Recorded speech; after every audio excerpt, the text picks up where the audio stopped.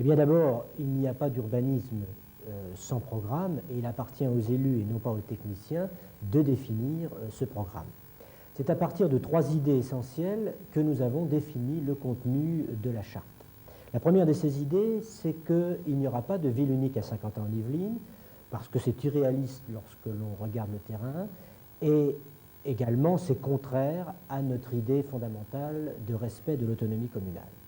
La deuxième de ces idées, c'est de mêler l'emploi dans la ville. La troisième, c'est la présence indispensable de logements sociaux dans ce secteur. Voilà, donc on a survolé les 3 points essentiels. Est-ce qu'on peut entrer un petit peu dans les détails maintenant en ce qui concerne la vie quotidienne?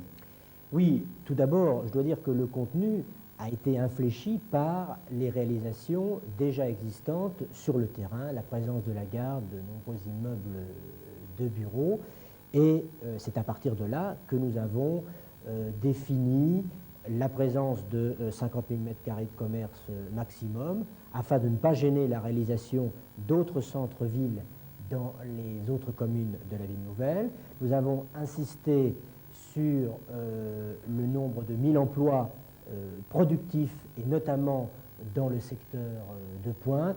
Enfin, on a fixé la barre des logements sociaux à 50%, qui nous semble être un chiffre correct pour mêler l'ensemble des populations et éviter les ghettos.